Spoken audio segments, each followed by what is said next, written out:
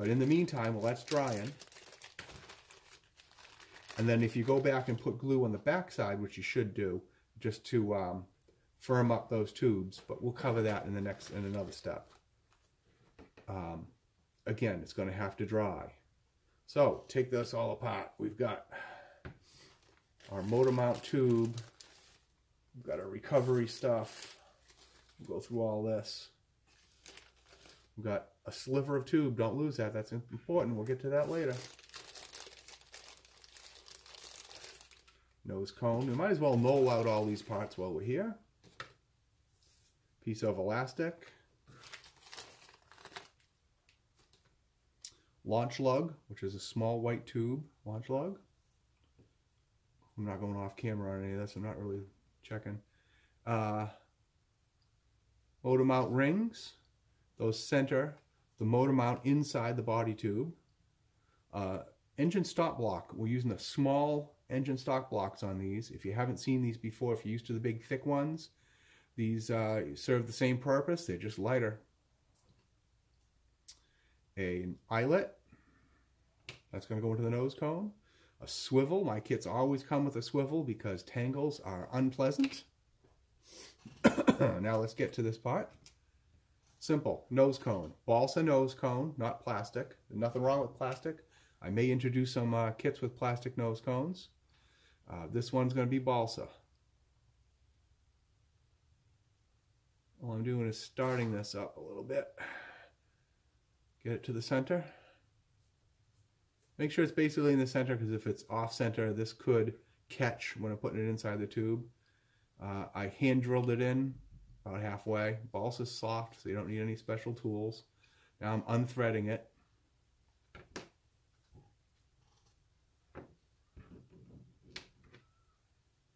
Little dab of glue.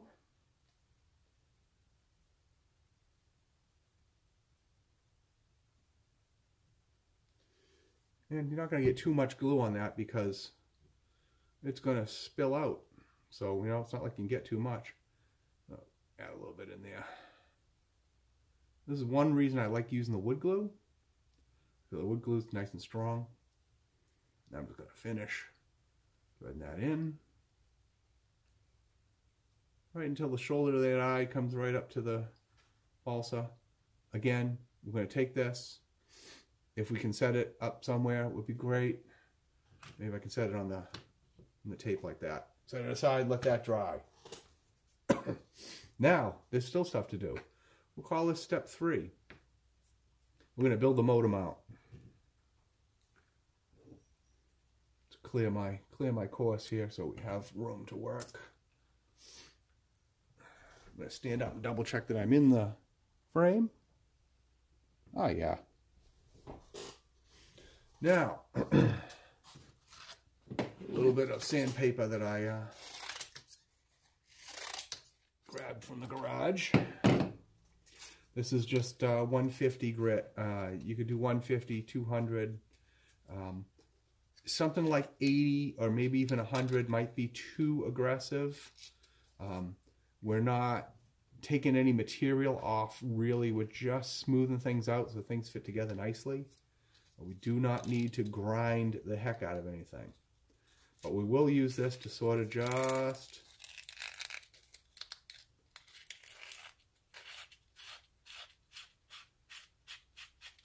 take the fuzz off of the parts, make sure things are nice and smooth. It is a very cold day here, especially for Tennessee. That could affect how pieces go together. We're going to see how things work. Easy way to do this, just put it on your finger.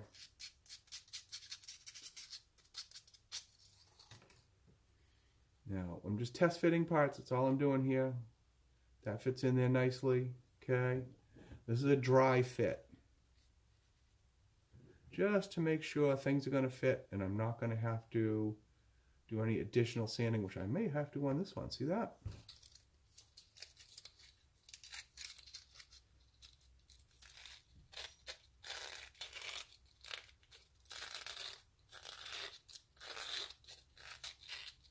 And I think already think I'm going to like this video instructions idea so much better than putting together the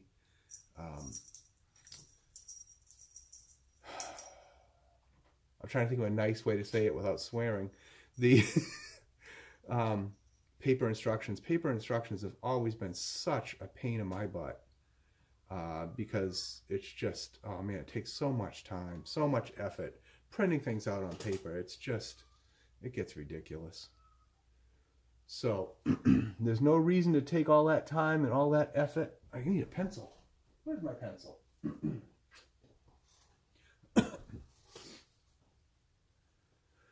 All that time, all that effort to write up paper instructions when everybody's on the computer now. Everybody has a phone in their hand. All you have to do is just look it up. Everybody goes on, you know, one of the video services anyway for everything to look up everything. So now I'm just going to mark one end, T for top. That just helps me later on when I'm fiddling around. Okay. I'm going to take from the bottom and from the top, I'm going to measure about 1/4 inch. So if I'm on here and I measure out 1/4 inch, and you're going to be fairly precise, but it doesn't have to be the end of the world if you're slightly off, because I have engineered into everything I do a lot of wiggle room. On the higher skill level kits, I will tell you in the video instructions when there is no wiggle room, because there are certain things that have to meet certain performance standards where there is no wiggle room and it has to be exact, or as close to exact as you can get. But that is not what this is. This is for skill level 1 type building. This is for people who've never built one before, people who've never built a tube fin rocket before. I'm going to take and put just a dab of glue down on the inside here. Like I said, I'm hoping that the camera's going to pick this all up. Again, using my high-tech tool to get the glue around on the inside. And I'm not using lots of glue. And we're never using lots and lots of glue. We're always pretty much using just a bit. Maybe I can use just a tiny bit more on that, because this is the motor stop block. What this is doing is when the motor ignites and it's under thrust, this is what the motor is going to push up against, which is going to propel your rocket forward. Now we're going to put in our stop ring. That stop ring is going to go right level with the top. I'm going to take any excess glue that I have here and just sort of move it up towards the motor stop block so it's not dribbling down the tube. If it does dribble down the tube, that's not the end of the world. Again.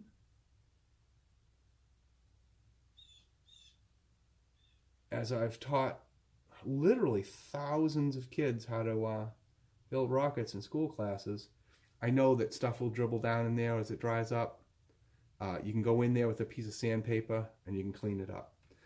You know, why is that a big deal? Well, when you go to put the motor in, it may not go all the way up if you got a big lump of glue on there. But that's it right there. Hopefully the camera can catch it. I do have my light on here. I don't know if that's going to help or not. You can kind of see how that is. Oh, let me stand up.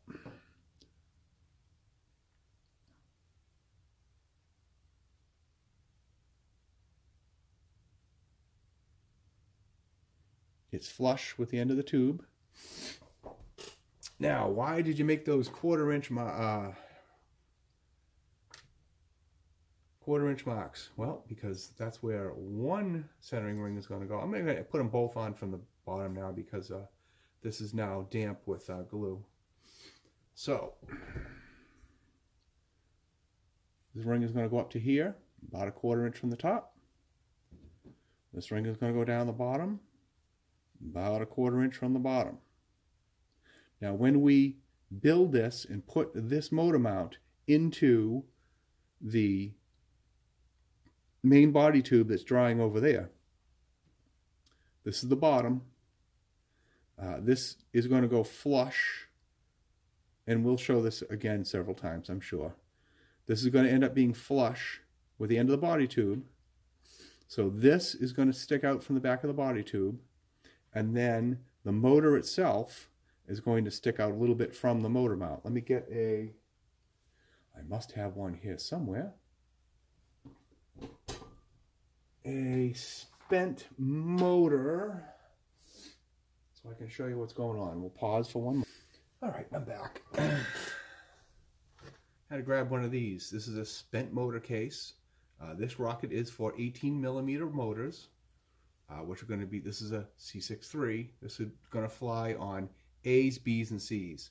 I'm always going to suggest that you start off with A's, then try a B. A C is going to take this really high. So A's and B's are what you're going to use mostly. But inert motor, spent motor. There is no fuel in this. It's been used. I like to save a few of these. They're really useful tools. So I got to go easy because I got wet glue in here. I don't want to push anything apart. But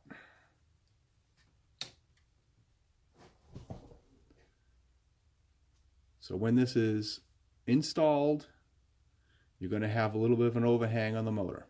Okay? That's on purpose, because there is no motor hook in these kits. No metal in my kits sticking out.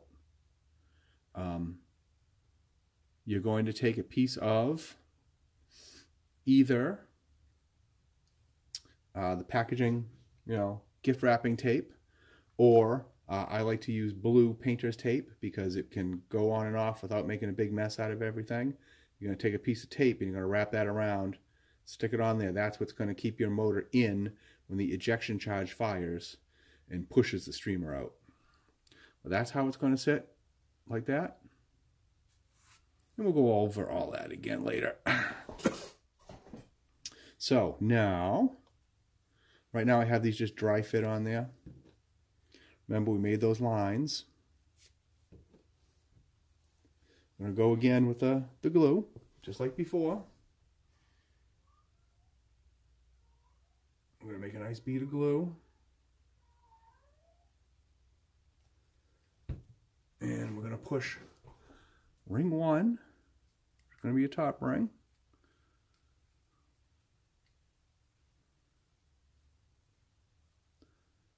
See, as I'm trying to do this and look through the camera, the phone camera at the same time, I'm going to go up to our line. And you see I'm kind of twisting a little bit.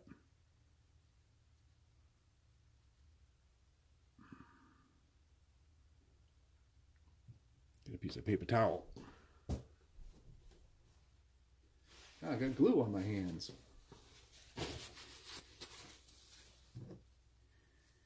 Alright, I'm going to snug that up to the line we made. And you're going to feel that everything's a little bit flexible right now because you've got glue on there. It's wet. But this is all going to dry out. It's going to be a nice shape. Using that fancy tool again. Okay. Now this is the motor mount. So this ring that we just installed is what's centering it into the main body tube. So we're going to put a bead of glue on the back side. Now we're talking about, when I say a bead of glue, I'm talking thin, just a thin little bead of glue on it. Because in order to achieve performance out of our kit, out of our model, it has to be light. I'm using my other favorite cheap tool, which would be my finger.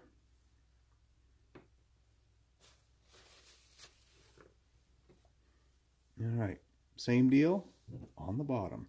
Just below the little line we made, putting a bead of glue.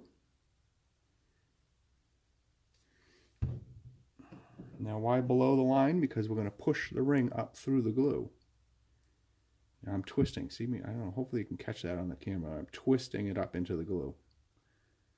That gets plenty of glue down in between, in the cracks. Yes, I'm pushing a lot of the glue off, but that's okay. Now, one of the places I'm trying not to get glue, make sure that's the dry side, is on the outside of this ring, because later on we need to glue that into the body tube itself.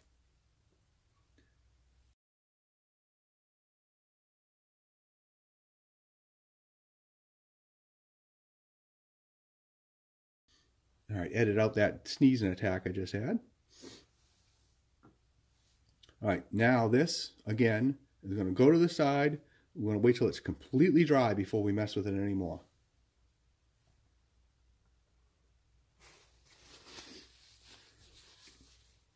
Now, since we have 3 components drying, your main body tube assembly with the tube stabilizers, tube fins, your balsa nose cone, the eyelet is drying, your motor mount assembly is drying.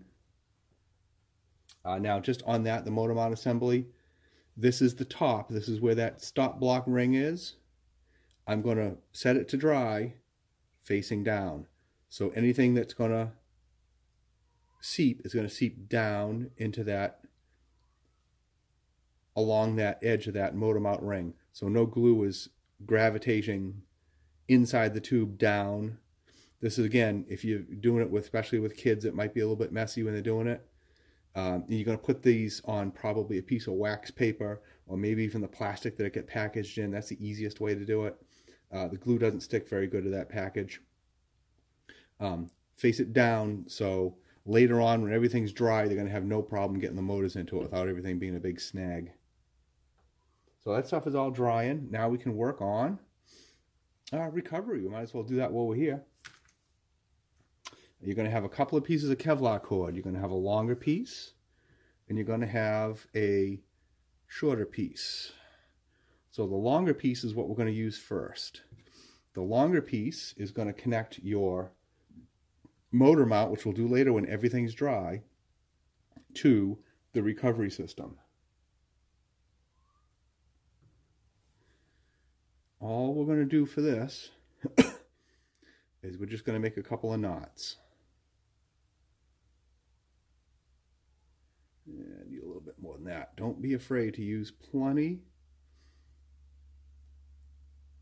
of string when we're making knots here.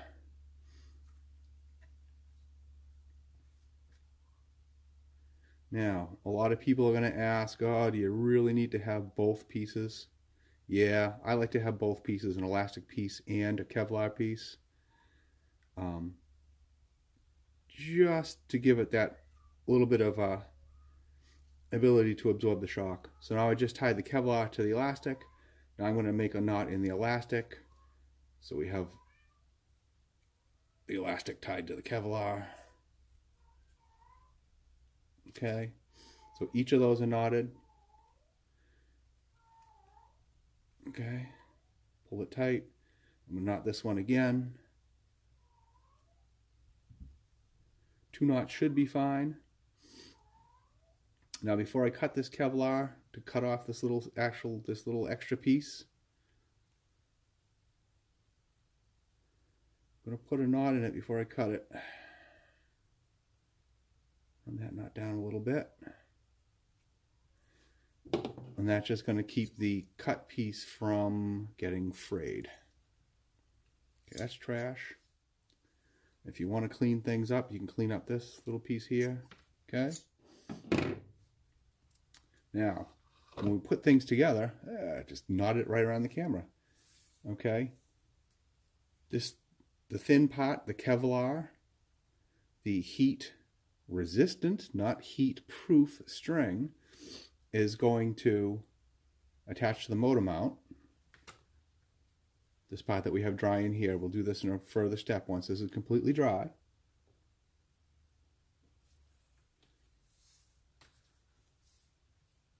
This is going to attach to the nose cone with a swivel. Now this right here may be the hardest part for me to do without my glasses. So we're going to take a little bit of assurance about getting this through the hole.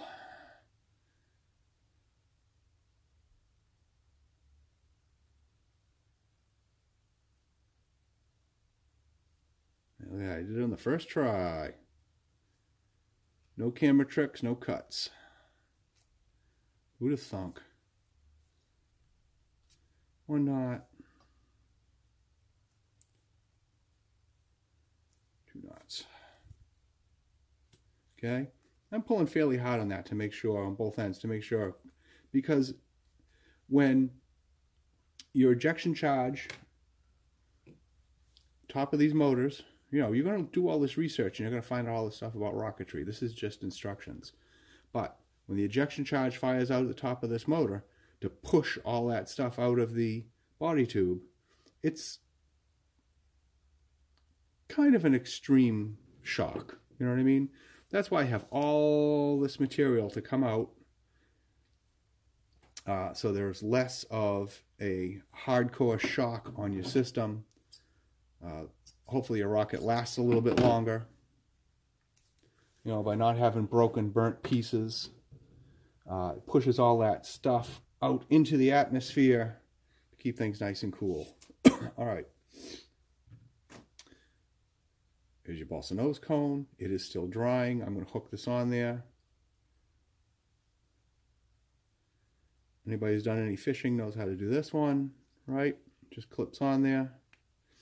I supply my kits with swivels because as it's coming down from its height where it's ejected, this stuff is all swiveling around. This helps to keep things from getting drastically tangled and recovering via a big wad of mess. Again, I want your rockets to last longer. I want you to have more flights, more fun. So you get a swivel.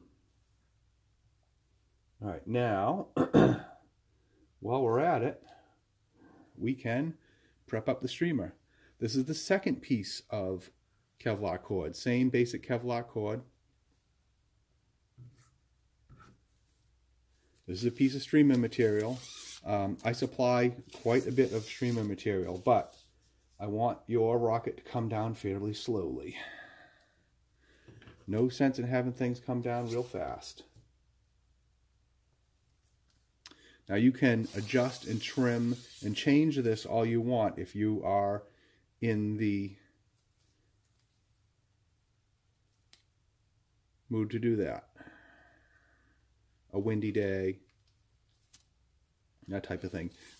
In your range box, when you get to where you are flying lots and lots of rockets, you're probably going to have strips of streamer material, all different widths, all different lengths,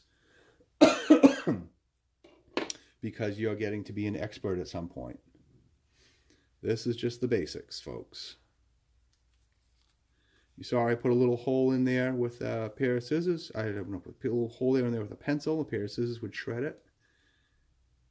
I'm going to loosely, actually I need a little more Kevlar than that.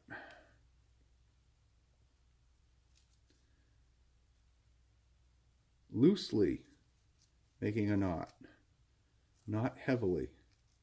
Okay? Don't worry, you'll see what's going to happen.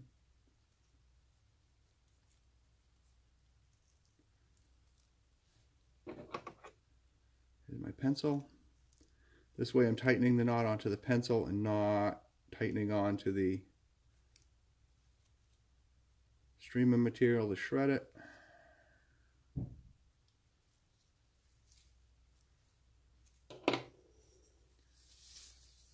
All right, now I can take some tape. See what I've got here. I have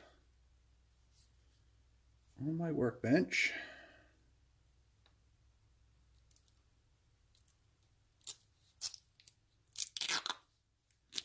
some duct tape. One of my favorite things. Now, duct tape in this instance may be a little bit overkill, but it's really actually going to work out pretty well. Hopefully we can see this on camera. Boom, duct tape. Okay. Flip that over.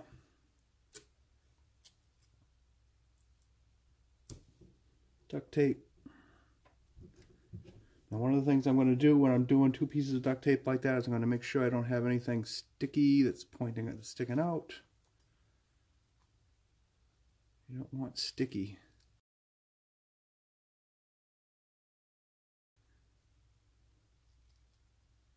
Because you don't want this, again, being wrapped up inside that body tube, because we're going to wrap it up pretty tight. I don't want anything sticking together. Okay, this is my little end. Don't need that anymore. This is your streamer. Okay. This is going to get put inside the rocket later on. We're not going to do that yet. Right now, I'm just going to take this assembly, I'm going to fold it up and set it aside. Right now, everything else that we have is going to need to dry before we get to the next build session. And we're going to put the camera on pause until that time. We're going to clean up all our stuff, probably put a lot of it back into the bag just so we don't lose any pieces. All we've got left right now is the streamer, the piece of trimmed tubing, which you'll see what that's for later. That's actually used to stand off the launch lug, and the launch lug itself. Everything else is in the process of drying. We'll go to part 2 next.